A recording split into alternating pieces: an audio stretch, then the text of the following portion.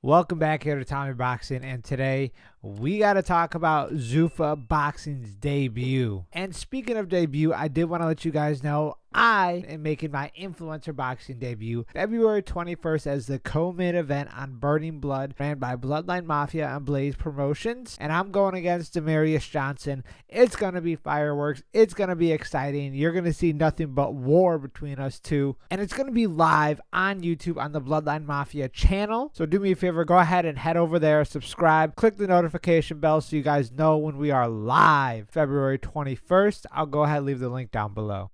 This past Friday, Dana White's Zuffa Boxing made its official debut, and it wasn't bad. I kind of want to go through it. I didn't watch the whole thing, but I do have some notes on it, and I kind of want to discuss it with you guys, give you my overall thoughts on it. And for clarity, I was watching two different promotions at once. We have Zuffa Boxing over here going on. Then at the same time, we had Brand Risk number 12, the Adam 22 versus Jason Love card. I tuned in to Zuffa when it was on the Rodriguez and Donata fight. Looking back and forth, pretty solid fight. Like, none of these fights were like awful. They were pretty standard boxing matches. You know what I mean? It wasn't like, whoa, this blew me out of the water. Good back and forth, good matchups. Honestly, I didn't have an issue with it. But there are some things I did notice. If you remember that, like, Dana was like, we're going to be a lot different than traditional boxing. They brought up, like, the ring's going to look different. The fight transition's going to be quicker. It's going to be great matchups, and we're only acknowledging the Ring Magazine as our belt and no one else besides the Ring Magazine and Zuffa Boxing's belt. There was a lot of things that Dana stated very clear, black and white, and some of that's not true, and we're gonna get into that. One of the big things I did notice was there was no logos on, and in the fighters' corners, their team was wearing only Zuffa Boxing gear. I had a sneaky suspicion this was gonna happen. If you know how Dana White moves with the UFC, there's no sponsors there. It's what he gives you in. I don't know. I've always felt a certain way about that. I don't see the point of taking away sponsors from athletes. That's just an additional income. But still, I want to know how much these Zuffa fighters are making. Most fighters actually had Zuffa gloves on, but there were some others, like Callum Walsh had Grant, and I forgot who, but someone else had Everlast. But I saw a few fighters who had different types of gloves on. Now, I think the reason is that is because I think some of these fighters are still in contracts with these gloves. But I guarantee once all of these Zuffa fighters are done out of their boxing glove contracts, they're only going to be allowed to wear Zuffa gloves. I guarantee it. It's just another way for Dana to be like, no, we don't have to pay you anything. No, we're the ones who are kind of getting everything, which I feel really, really weird about. But nonetheless, we carry on. It was at the Meta UFC Apex, whatever it's called. And at first I was like, that's weird. Why not in a typical venue? But I guess,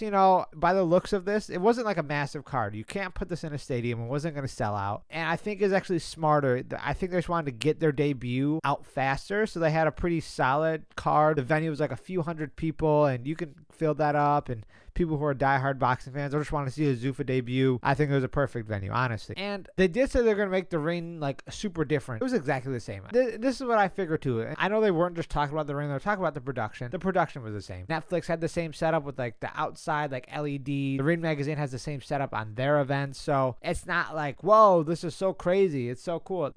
Max Kellerman. I love that Max Kellerman is back. He is a GOAT. I really, really love a lot of his takes. And I disagree with some, but he always backs it up. He's like, you can disagree with me, but this is why I think this. And I think that's perfectly valid. I really, really loved his commentary. I'm glad he's back. I'm glad he's making a full swing. And honestly, I would love to hear John Anik on commentary because, correct me if I'm wrong, but he did the Canelo Crawford play-by-play, or he was a commentator on it. And I really, really liked it. I wasn't sure because he's just primarily MMA, just strictly UFC really, but he really surprised me with his boxing commentary, boxing knowledge, and it was quite enjoyable, a fresh take. Then we get to the main event. We got Walsh versus Ocampo. Really, really good fight. I was pretty entertained. It just felt about the same once the rounds kept going on. I don't think his power carries as much as it did in 154. Every time Walsh threw that two down the middle, instant, like millisecond, Ocampo threw like a 3-4 piece combination just to get that and just take away that two score wise. Obviously, it still landed every time because Ocampo was there to just eat that two every single time. He ate it, by the way. Talk about him, typical Mexican, just eating that punch. And I would love to see Ocampo come back again. I don't think that was a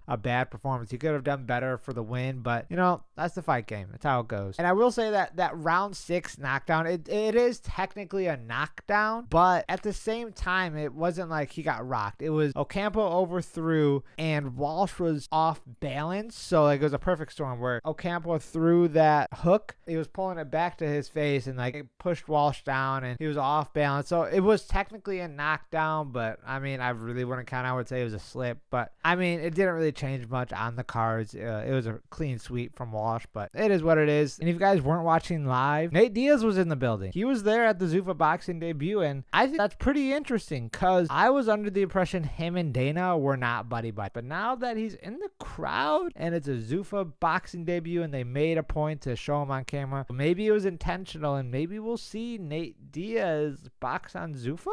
Maybe, you know, if they're going to do like a mega event to really boost it, I'd watch it. Also, altogether, the stream looked amazing. Zero lag, zero like quality dropping or anything like that. It was cool, crisp, and clear. And I brought this point up earlier and I kind of want to dive into it. Dana did say when he first announced Zuffa, we're not recognizing any other sanctioning body besides the Ring Magazine and then the Zuffa ring. That's it. But now that since they signed Jayo Pataya, they're saying that we'll do a unification fight. So that means we're going to recognize other sanctioning bodies. And I'm a little annoyed because not that they're recognizing it, it's because they're being wishy-washy. They're like, well, we're not going to recognize other sanctioning bodies, except like if you said that, like if they said off rip, yeah, we're starting out, we're going to have to deal with the sanctioning bodies for now. But ideally, down the line, I don't want to recognize them. That's the goal. I would have been fine with that. But they said off rip, we're not recognizing them. This is Zuffa Boxing. This is Ring Magazine. But get Jayo Pataya, he's going to do a unification fight and stuff. And that's implying that you're recognizing all the belts too. So it's just a whole thing where you said you're not going to do it, but now you're doing it because Jai wants it. Like, it's like they're doing certain caveats. That's where I get, okay, I guess. I don't know. It's just wishy-washy. It's weird. I'm not a big fan of it. Stick to one end or stick to the other. I don't want exceptions to the rule. And for Zuffa Boxing, by the looks of it, it's going to be a lot of prospects or up-and-comers. Yes, we have Jai and Callum, but Callum was always there. Jai was a caveat, and I think they're putting on certain caveats just for like spark and getting clicks on their name. And it makes sense. You want to put some big names on there regardless. But I think it's going to be a lot of prospects and up-and-comers, and it's going to be a slow burn. And we're not going to see Zuffa be on top or have a chance to be on top until like 2029. And I really, really am curious to see how much these fighters are getting paid. Not including Jai, not including Callum. People who aren't established yet. Honestly, I'm very curious. What about the Rodriguez dude who was the co-main event? How much is he getting? Like, he's not a big name. He's not. Pretty much none of these guys are big names, which is fine. Like, you don't have to be an all-star. Like, you're building, that's how boxing is. You got to build your name, build your resume, but how much are they making? I know it's more than what they were making prior, but how much more? Is it good for them long-term? But their next event is February 1st in the Apex again. And I don't mind it, honestly. It's Jose Venezuela versus Diego Torres. I'll probably tune in for that. The undercard looks all right. Yeah, for now, my eyes are on Zuffa Boxing. I'm curious to see what they do next. And hopefully they keep the momentum going. And again, I'm just curious to see those contracts. So that's really all I got to say about it. Do me a favor before you head out. Subscribe. Hit that like button. And honestly, let me know in the comment section below what you think about Dana White's Zuffa Boxing's debut. And let's just talk about it in the comments. I'm very curious. But that's all I got to say. I'll see you guys in the next one.